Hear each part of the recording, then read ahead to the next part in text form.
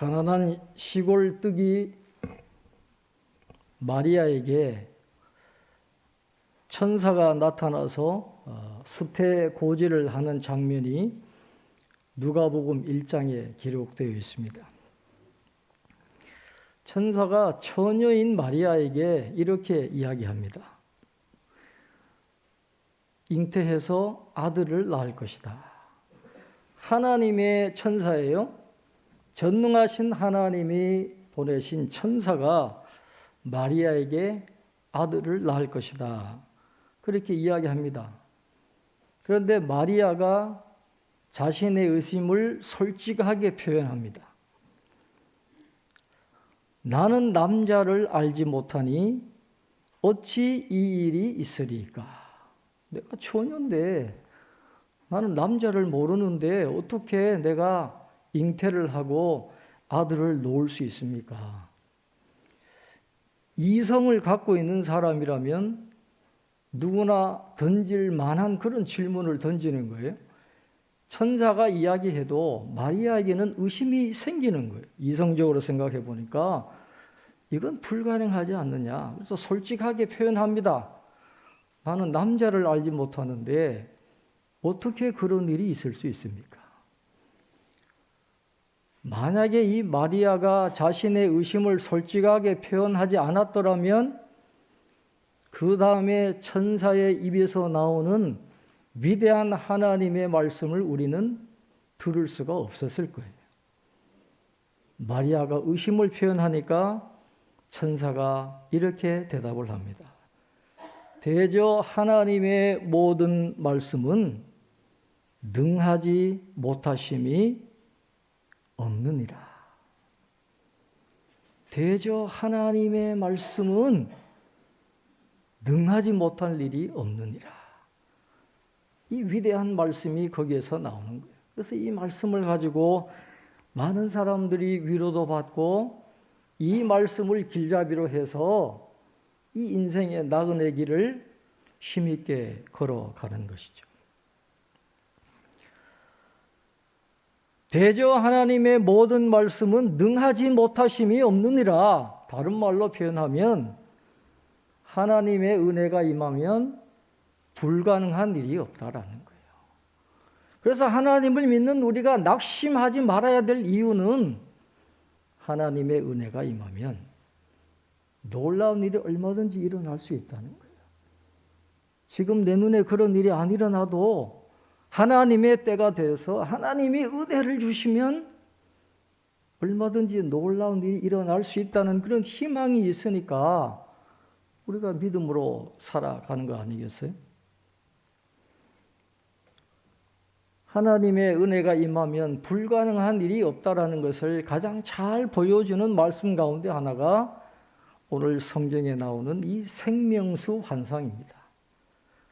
하나님의 은혜의 강물이 임할 때 어떤 변화가 일어나는지를 오늘 이 말씀이 우리에게 너무도 잘 보여주고 있어요. 자, 오늘 본문 1절, 2절은 이렇게 말씀을 합니다. 그가 나를 데리고 성전 문에 이르시니 성전의 앞면이 동쪽을 향하였는데 그 문지방 밑에서 물이 나와 동쪽으로 흐르다가 성전 오른쪽 제단 남쪽으로 흘러내리더라. 그가 또 나를 데리고 북문으로 나가서 바깥 길로 꺾여 동쪽을 향한 바깥문에 이르시기로 본즉 물이 그 오른쪽에서 스며 나오더라. 이렇게 말씀해요.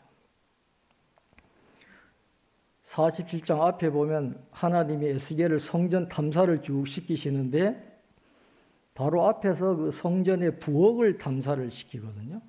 그래서 마지막으로 성전 부엌을 보여주시고 데리고 간 것이 성전 문으로 데리고 갔습니다. 그런데 동쪽을 향한 문의 문지방에서 물이 나오는 것을 에스겔이 보게 되었어요. 하나님의 영광이 들어갔던 바로 성전의 그 문이에요. 다시 하나님의 영광이 그 문을 통해서 성전으로 들어갔는데 바로 그곳에서 그 문에서 생수가 흘러나와서 동쪽으로 계속해서 성전 바깥까지 흘러나가는 그런 모습을 보여주고 있는 것입니다. 그런데 에스겔서 43장 이하에 보면 하나님이 새로운 성전의 동쪽 문을 항상 닫아놓으라 그랬거든요. 그래서 성전 바깥으로 나가려면 동쪽으로는 못 나가요. 다른 문으로 나가야 되는데 오늘 성경은 에스겔을 북문을 통해서 나가게 해서 이 동쪽 문을 바깥에서 그 물이 흘러나오는 것을 보게 했다 그랬어요. 그래서 2절 마지막에 보면 동쪽을 향한 바깥 문에 이르시기로 본즉 물이 그 오른쪽에서 스며 나오더라. 그래서 본즉이라고 하는 이 말, 이 동사는 어떤 의미가 있냐 하면 여러분 카메라를 가지고 어떤 한 곳을 클로즈업 시키는 걸 상상하시면 돼요.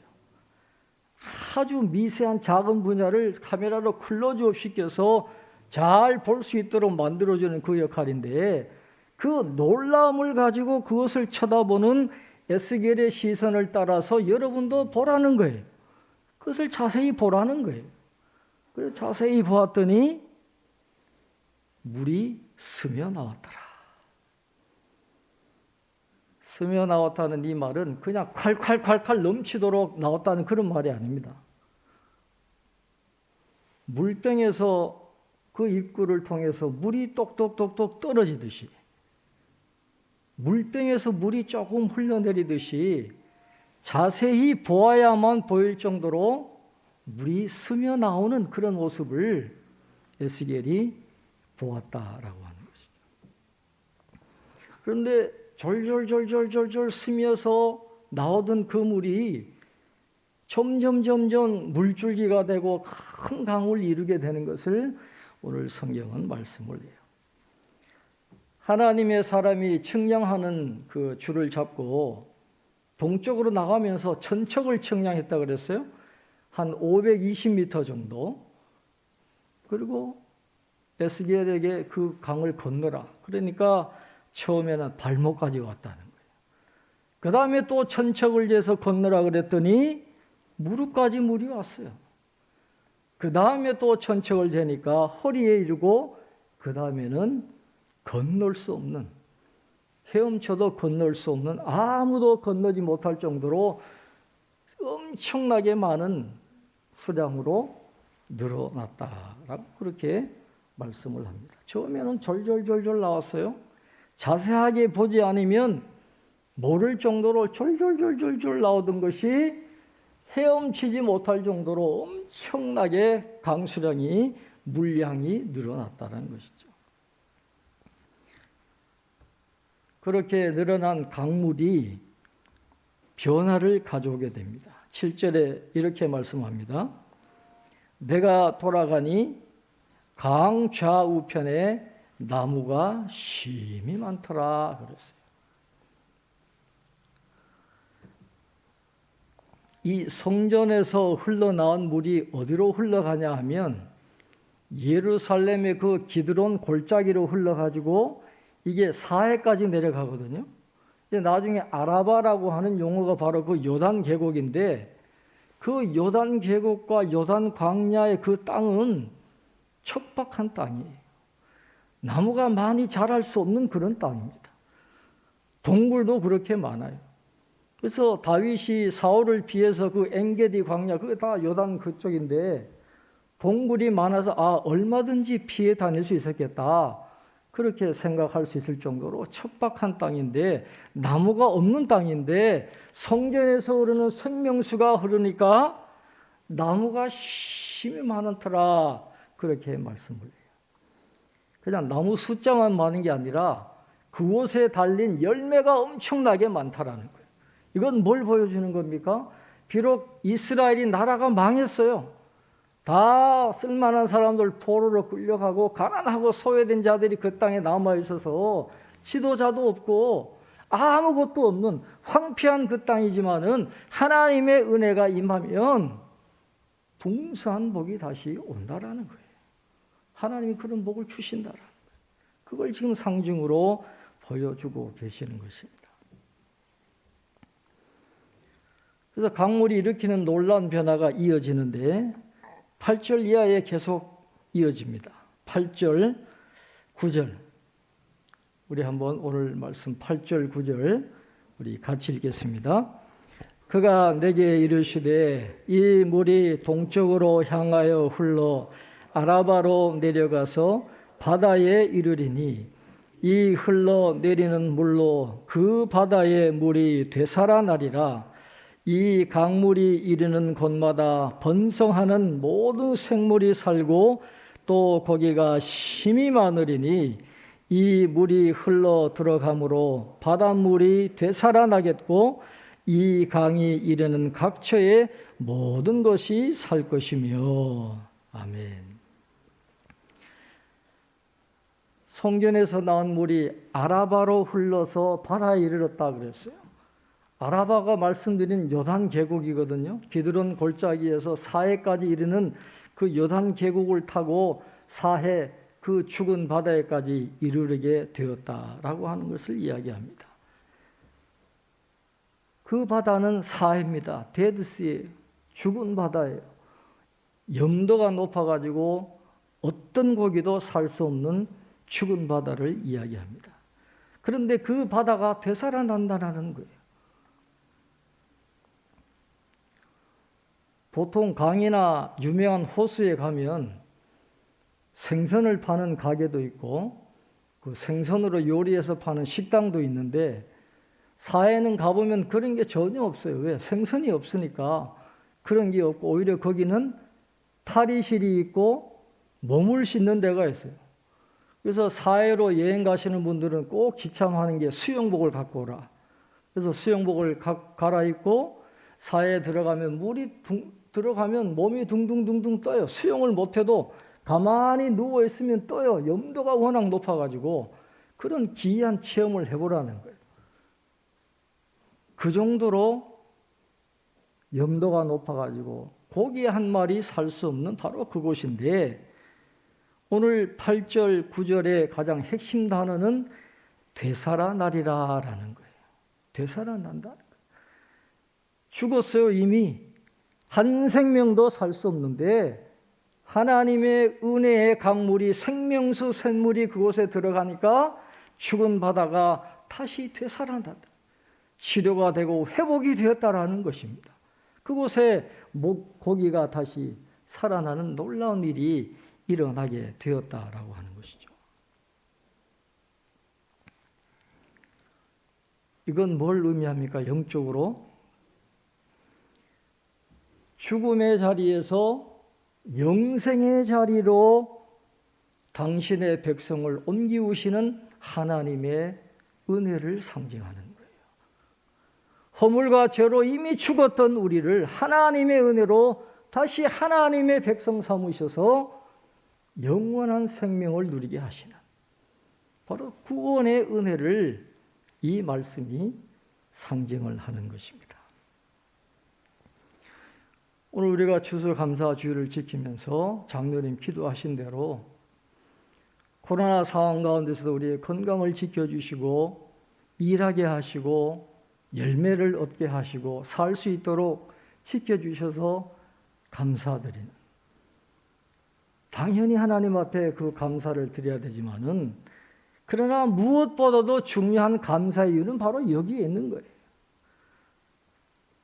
이미 죽은 우리를, 죽음의 나라에 들어가 있는 우리를 건져내셔 하나님의 백성 삼아주시고 천국의 소망을 가지고 살아갈 수 있도록 해주신 것, 영원한 아들의 나라로 옮겨주신 그 구원의 은혜, 거기에서 우리가 먼저 근원적인 감사를 드려야 된다라고 하는 것이죠. 말씀을 준비하면서 추수감사 주일날 많이 불렀던 찬양을 제가 부르면서 그 은혜를 받았는데, 날 구원하신 주 감사라는 그런 찬양이에요. 많은 감사가 있지만 첫 감사는 날 구원하신 주님에 대한 감사입니다. 날 구원하신 주 감사 모든 것 주심 감사. 지난 추억이네 감사. 주내 곁에 계시네. 향기로운 봄철에 감사. 외로운 가을날 감사. 사라진 눈물도 감사. 나의 영혼 평안해. 응답하신 기도 감사. 거절하신 것 감사. 헤쳐나온 풍랑 감사. 모든 것 채우시네. 아픔과 기쁨도 감사. 절망 중 위로 감사. 증량 못할 은혜 감사. 크신 사랑 감사해. 날 구원하신 주님의 은혜가 있으니까 향기로운 봄철도 감사하지만은 외로운 가을도 감사하다라는 거예요. 응답해 주신 기도도 감사하지만은 응답하지 않으신, 거절하신 것도 감사하는 거예요. 풍랑을 만나서 헤쳐나온 것도 감사하고, 연약함도 감사하고, 구름 또한 감사하고. 그래서 3절에 보면 내일의 희망을 감사, 영원토록 감사해. 마지막에는 부요도 가난도 감사, 모든 것 다 감사해. 그렇게 찬양하는 거예요. 어떻게 모든 것 다 감사할 수 있어요? 우리가 너무 아픈데, 너무 힘든데, 너무 필요한 게 많은데, 영적으로 너무 갈급한데, 그래도 날 구원하신 것 때문에, 그 구원하신 은혜가 있으면 모든 것이 다 감사합니다. 오늘 그 감사가 회복되고 그 감사를 고백하는 저와 여러분 될 수 있기를 바랍니다.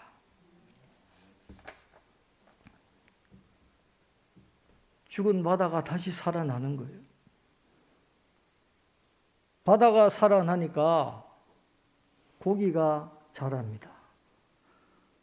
종류대로 자란다는 말은 여러분 창세기를 연상시키는 말씀이에요. 무에서 유를 만드시는 하나님의 능력이 임하니까 천지를 창조하신 그 능력으로 그 죽은 바다에 고기가 살게 하시는데 적당하게 살게 하는 게 아니에요. 여기서 큰 바다라는 말은 지중해를 이야기합니다. 그래서 10절 이하에 보면 바다가 살아나니까 고기가 많아지는데 사해 그 조그만 바다에 고기가 얼마나 많으냐? 지중해에 있는 모든 고기만큼 풍성한 고기가 그곳에서 자라게 하시는 거예요. 그러니까 옛날에는 고기가 없으니까 어부들이 어떻게 거기서 고기를 잡겠어요? 갈릴리 바다에는 어부들이 많이 있지만 사해에는 어부가 없어요. 그런데 그곳에 어부들이 정착하게 될 것이다. 하나님 그렇게 복을 주신다는 것입니다. 그런데 11절 말씀은 조금 우리가 해석하기 어려운 부분이 있어요. 11절에 뭐라고 이야기합니까? 그 진펄과 개펄은 되살아나지 못하고 소금 땅이 될 것이며 그랬어요. 하나님이 회복하시고 축복하시는 말씀을 쭉 하시다가 11절에 이 말씀을 하시거든요. 진펄과 개펄은 되살아나지 못하고 소금 땅이 될 것이다. 이게 도대체 뭘 의미하는 것일까? 두 가지로 해석합니다. 하나는 부정적인 해석이 있고 하나는 긍정적인 해석이 있는데 두 가지 다 우리가 적용할 수 있어요. 두 가지 다 우리에게 은혜를 주십니다. 부정적으로 해석하는 분들은 이 진펄과 개펄을 악의 세력으로 생각하는 거예요. 아무리 하나님의 구원과 축복의 은혜가 임해도 악인은 그 축복에서 제외된다는 거예요. 모두가 다 그 복을 받는 게 아니라는 거예요. 악의 세력은 결국은 그 하나님의 축복에서 제외될 거다. 그래서 여러분 동물의 왕국, 저는 동물의 왕국을 아주 즐겨보는데 꼭 사자의 밥이 되는 그 동물이 어떤 동물입니까? 약해도 물이 지어 있으면 사자가 함부로 못 들어가요. 그런데 꼭 물 위에서 떨어져 나와 있는 애들 있죠? 걔들은 반드시 사자의 밥이 돼요. 하나님의 은혜의 울타리에서 벗어나면 사탄의 밥이 되는 거예요. 그 큐티인에서는 어떻게 적용했습니까? 우리 안에, 우리 속에 진펄과 개펄 같은 그런 악이 있다면 제거하게 해달라. 그런 기도를 하잖아요. 그러니까 이 부정적인 해석은 우리에게 어떤 도움을 줍니까? 우리의 삶에서 악을 제거하도록 만들어주시는 그런 은혜가 있는 거예요. 우리를 돌아보면서 우리 안에 진펄과 개펄을 하나님 깨끗하게 해 주시옵소서. 그렇게 적용하는 거고. 그 다음에 긍정적으로 해석하는 분들은 이렇게 해석을 합니다. 이 지금 말씀 전체 맥락이 하나님의 구원과 은혜와 축복을 말씀하는 거기 때문에 이 말씀도 축복의 말씀이라는 거예요. 그래서 어떻게 해석해야 되느냐? 소금 땅이 될 것이며 라는 그 말로 번역하기보다는 소금을 위해 남겨질 것이다. 그렇게 해석해야 된다. 왜냐하면 소금이 그 당시에 얼마나 중요했습니까? 생활에나 제사에나 소금이 없으면 아무것도 못하는데 그 이스라엘에 소금을 제공하는 곳이 바로 이 사해거든요. 그 사해 소금을 가지고 이스라엘 사람들이 소금을 사용했는데, 그러니까 하나님이 회복을 시켜주시는데 그 소금을 구할 수 있도록 그 부분만은 소금이 생산될 수 있도록 소금을 위해서 남겨주셨다. 그렇게 해석을 합니다. 그래서 긍정적인 해석은 어떻게 적용할 수 있냐 하면 하나님은 이스라엘 백성들의 필요를 너무너무 잘 알고 계신다는 거예요. 물론 고기도 필요하고 과실도 필요하지만 소금도 필요하다는 걸 하나님이 너무도 잘 알고 계십니다. 우리가 필요로 하는 걸 하나님은 너무도 잘 알고 계시니까 하나님은 그런 세세한 것까지도 다 공급해 주시는 좋으신 하나님이다. 우리가 그걸 믿어야 돼요. 그 믿음을 가지고 우리가 살아가야 되는 것입니다. 그래서 마지막 12절은 이제 결론적으로 앞에서 나왔던 그 나무가 힘이 많더라 그랬는데 그 나무를 통해서 받는 그런 축복에 대해서 말씀을 하고 있습니다. 자, 우리 12절 말씀 우리 한번 같이 읽겠습니다. 12절입니다. 강 좌우 가에는 각종 먹을 과실나무가 자라서 그 잎이 시들지 아니하며 열매가 끊이지 아니하고 달마다 새 열매를 맺으리니 그 물이 성소를 통하여 나옵니다. 그 열매는 먹을만하고 그 잎사귀는 약재료가 되리라. 아멘. 새 이스라엘에게 주시는 하나님의 축복은 일시적인 게 아니라 영원하다라는 거예요. 왜? 성전에서 나오는 그 물이 마르지 않을 것이기 때문에, 영원히 흐르기 때문에 잎사귀가 마르지 않아요. 달마다 맺힌다 그랬어요. 한 해 동안 농사 짓는 게 아닙니다. 달마다 과실들이 맺힌다라는, 그걸 풍성히 먹고 사는 거예요. 그리고 잎사귀는 약재료가 되리라 그랬어요. 치료하는 데 필요한 약재료가 된다. 그러니까 음식도 영원하죠. 치료제가 항상 있으니까 영생하게 되는 거예요.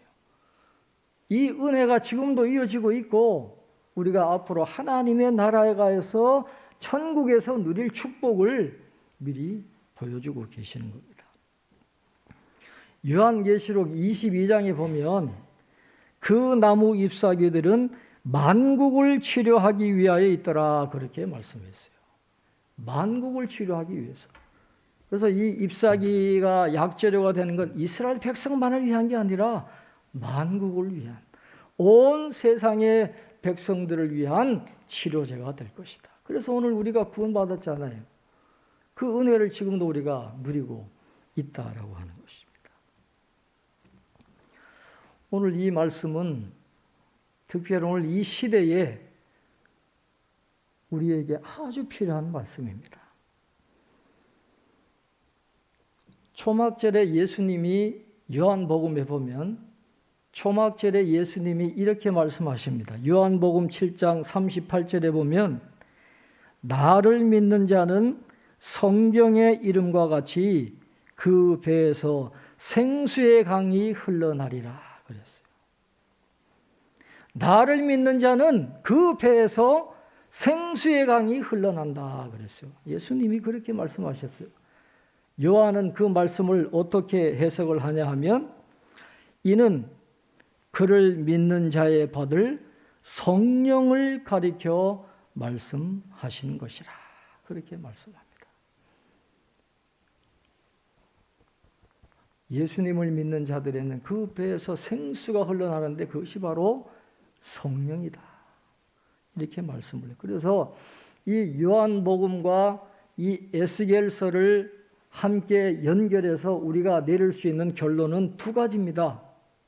첫째는 예수님만이 우리의 생명을 살리시는 생수가 되신다라는 거예요. 우리의 생명을 살리는 생수는 예수님밖에 없어요.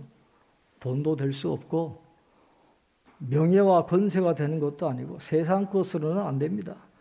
생명을 살리는 생수는 예수님밖에 없다라는 것이고, 그 다음에 두 번째는 성령이 성도들에게 거하실 때에 성도는 주변에 생명을 주는 강이 흘러나오는 작은 성전이 되어야 된다. 그런 결론을 얻을 수가 있는 것입니다. 예수님만이 우리의 생명을 살리는 생수가 되십니다.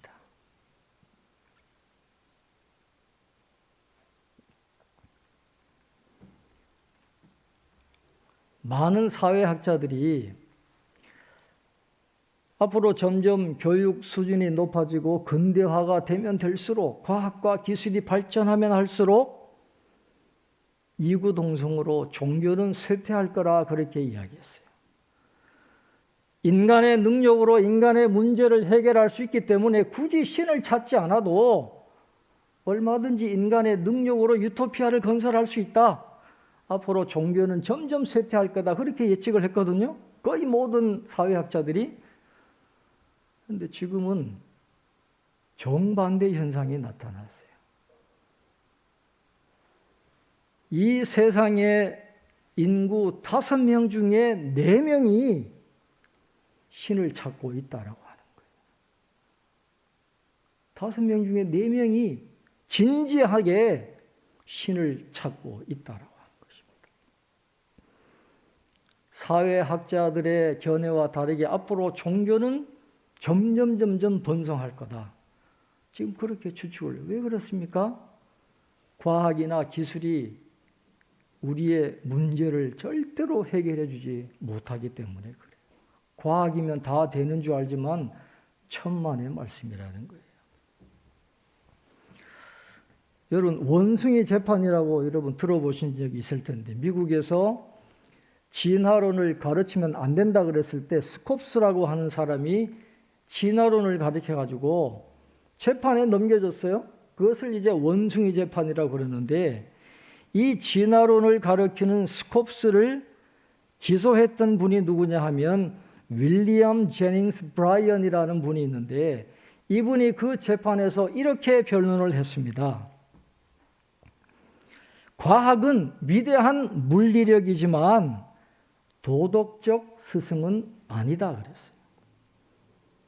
기계를 완성할 수는 있지만은 기계를 잘못 사용하는 것으로부터 사회를 보호하고자 하는 도덕적인 제약을 과학은 가하지 못한다 그랬습니다. 과학은 형제를 가르치지 않는다. 아니, 형제를 가르칠 수도 없다. 그렇게 이야기했어요. 앞으로 AI가 발달하고 놀라운 일이 일어납니다. 과학기술이 엄청나게 발달해서 놀라운 삶의 변화가 오지만은 그것 자체가 우리의 생명을 살릴 수는 없어요.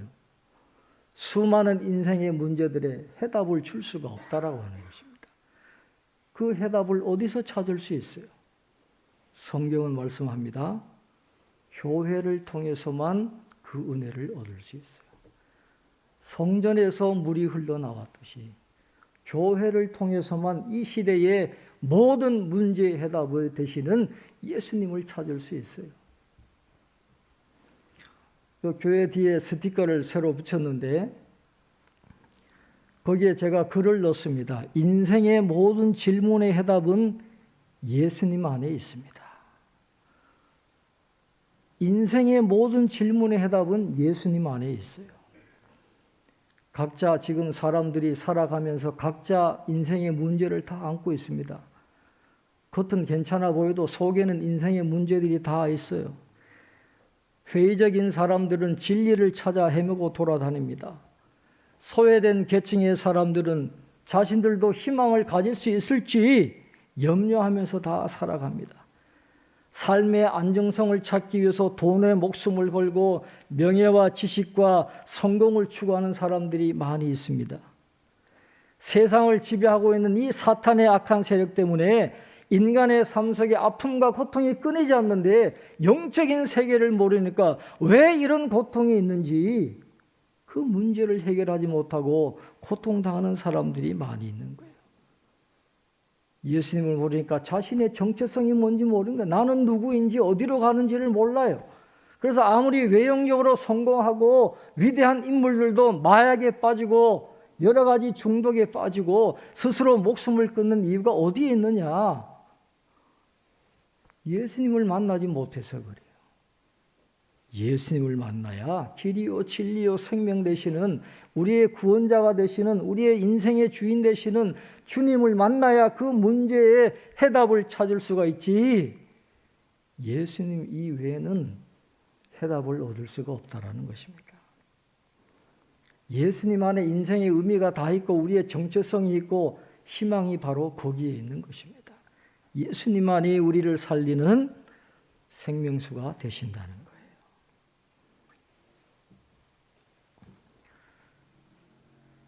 우리는 한 사람 한 사람이 주변에 생명을 주는 강물이 흘러넘치는 작은 성전으로 이제 살아야 됩니다.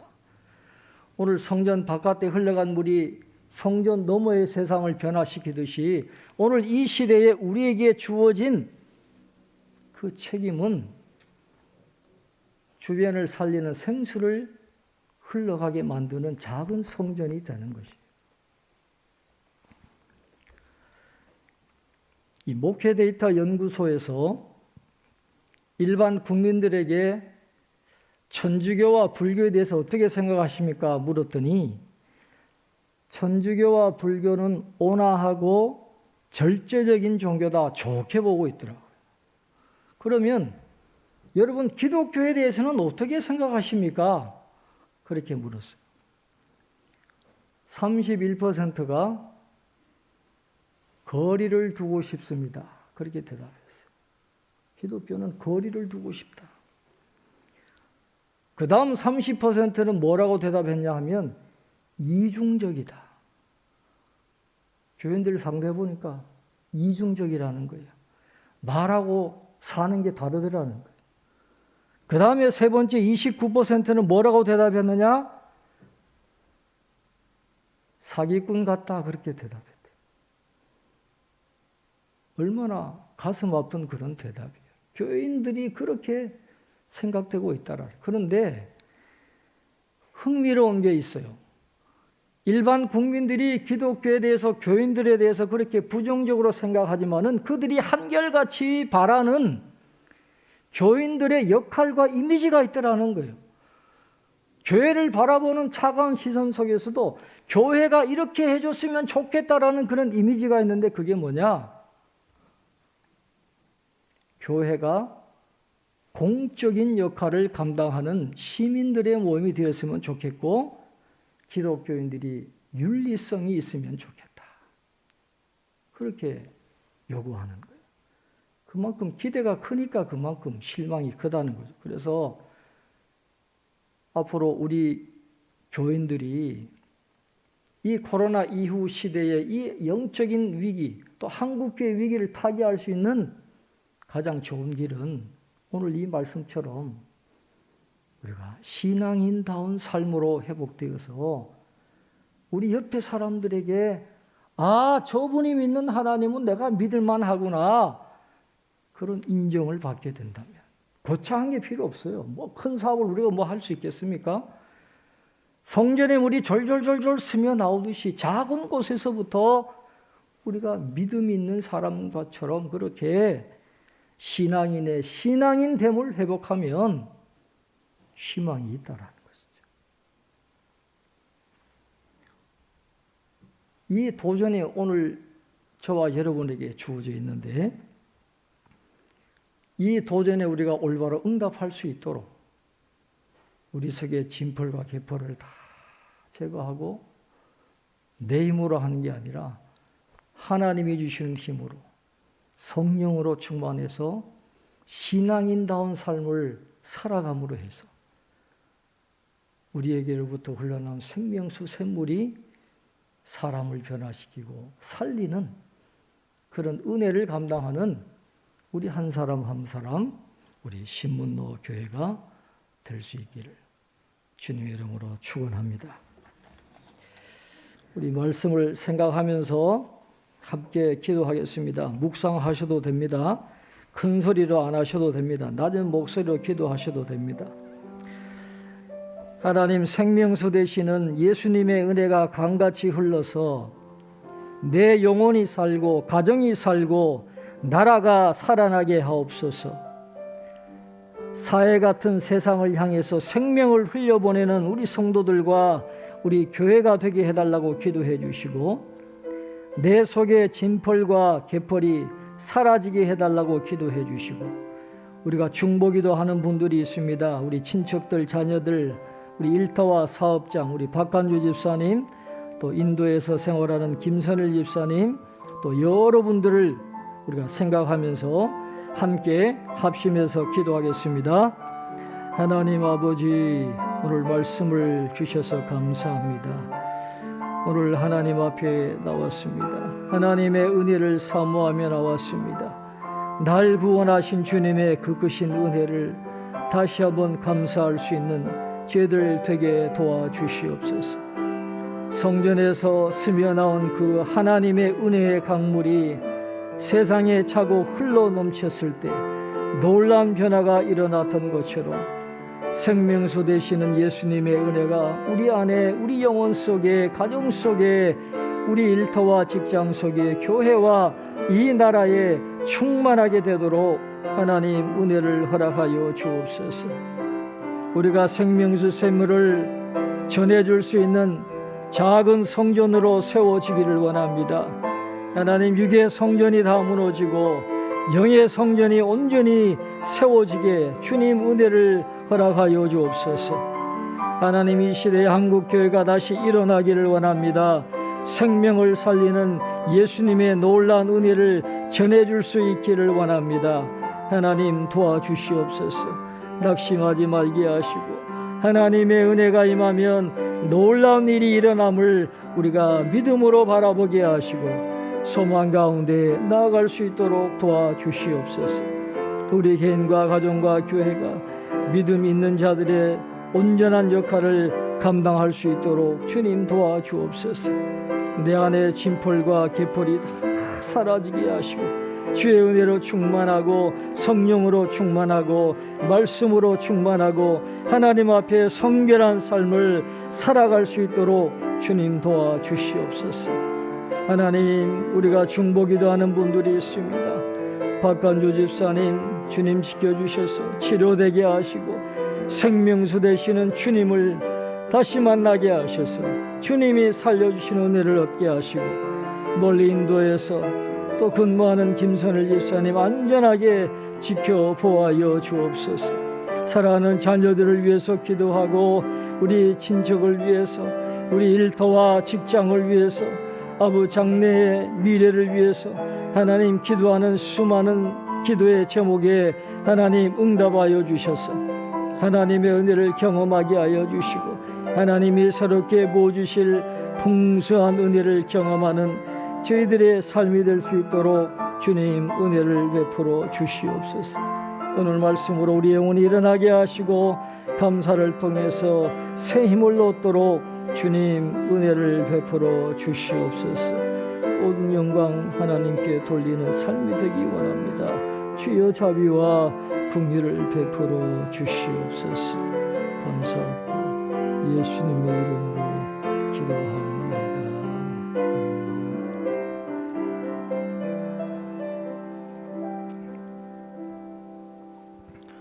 찬송가 182장 찬송하시면서 헌금 봉헌하겠습니다.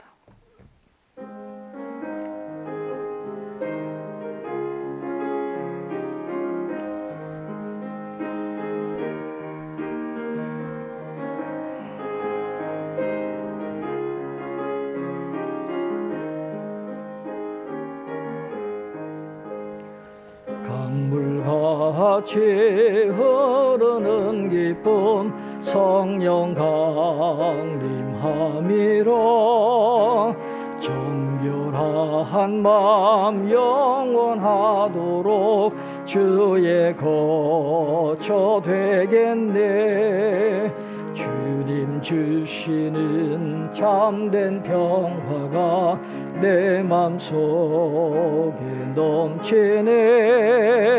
주의 말씀에 거센 풍랑도 잠잠하게 되도다. 나의 생명 소생케 됨은 성령 임하심이라. 모든 의심 슬픔 사라져 주의 평강 넘치네. 주님 주시는 참된 평화가 내 맘속에 넘치네. 주의 말씀에 거센 풍랑도 잠잠하게 되도다. 하늘에서 단비 내리고 햇빛 찬란함같이 우리 맘에 성령이 많이 주님 보내심이라. 주님 주시는 참된 평화가 내 맘속에 넘치네. 주의 말씀에 거센 풍랑도 잠잠하게 되도다. 생명신에 넘쳐 흘러서 마른 광야 적시니 의의 열매 무르익어서 주스를 기다리네. 주님 주시는 참된 평화가 내 맘속에 넘치네. 주의 말씀에 거센 풍랑도 잠잠하게 되도다. 놀라우신 주의 은혜로 그의 얼굴 뵙겠네. 평화로운 안식처에서 영원토록 쉬겠네. 주님 주시는 참된 평화가 내 맘속에 넘치네. 주의 말씀에 거센 풍랑도 잠잠하게 되도다. 봉헌하겠습니다.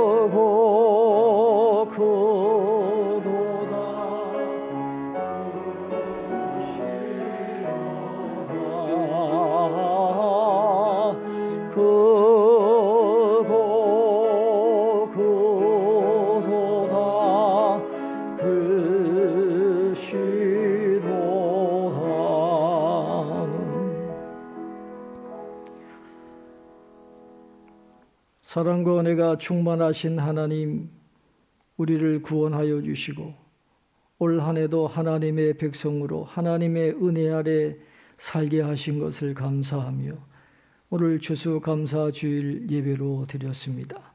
예배를 흠양하여 주시고 머리 숙인 한 분 한 분 위에 예비하신 복으로 충만하게 채워 주옵소서. 올 귀한 예물을 봉헌하여 드립니다. 하나님 앞에 감사하는 마음을 담았습니다. 우리의 기도도 담았습니다.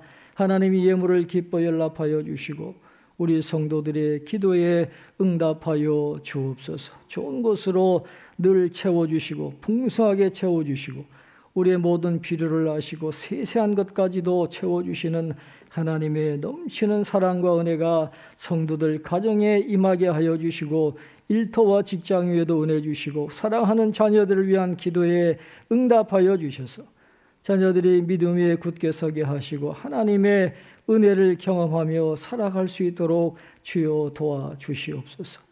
올 추수감사주일에서 수고하신 분들이 많이 있습니다. 예물을 준비하시고 또 헌물하시고 또 강단 장식하시고 꽃꽂이 해주시고 하나님 여러 가지로 수고하시고 애쓰신 모든 손길들 일일이 기억하셔서 예비하신 복으로 충만하게 채워 주옵소서. 이번 한 주간도 우리 성도들 어디에 있든지 장중에 붙잡아 주시고 하나님의 은혜를 풍성히 체험하며 살아갈 수 있도록 은총을 베풀어 주시옵소서. 감사하고 예수님 이름으로 기도하옵나이다. 아멘. 축복송 우리 함께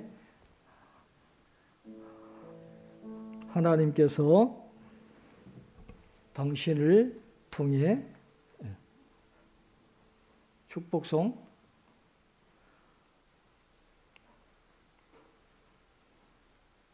악보 없어요?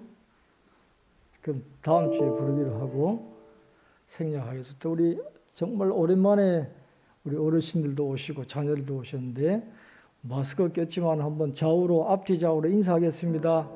반갑습니다. 예, 감사합니다. 예, 건강하셔서 감사하고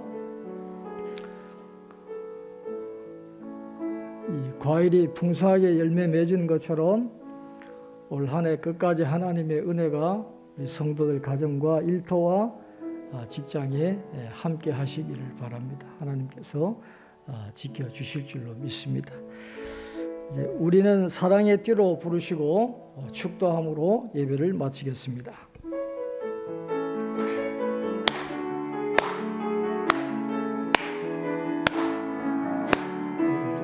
사랑의 띠로 하나가 되었습니다. 하나님을 사랑하고 예수님의 사랑을 널리 전하세. 모두 찬양하며 주의 사랑을 전하세. 모두 함께 예수님의 사랑을 세상에 널리 알리세. 이제는 우리 주 예수 그리스도의 은혜와 하나님 아버지의 극진하신 사랑하심과 성령의 감화 감동 교통 충만하심이 사랑하는 모든 성도님들 머리머리 위에 지금부터 영원토록 함께 하옵시기를 간절히 축원하옵나이다. 아멘.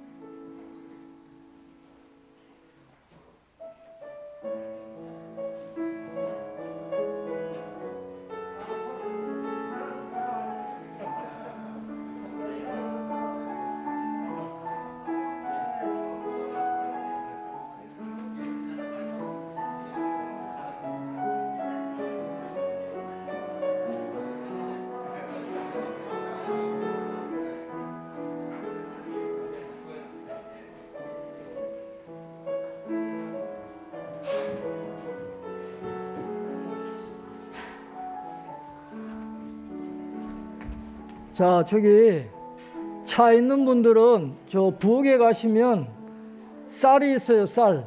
우리 조장로님 갖고 오신 쌀. 그 한 포대씩 갖고 가시길 바랍니다. 예, 갖고 가실 수 있는 분들은 쌀 한 포대 하고요. 앞에 과일 같은 거 좀 갖고 가시길 바랍니다. 예. 한 가정에 하나씩. 예. 쌀 한 포대씩 갖고 가세요.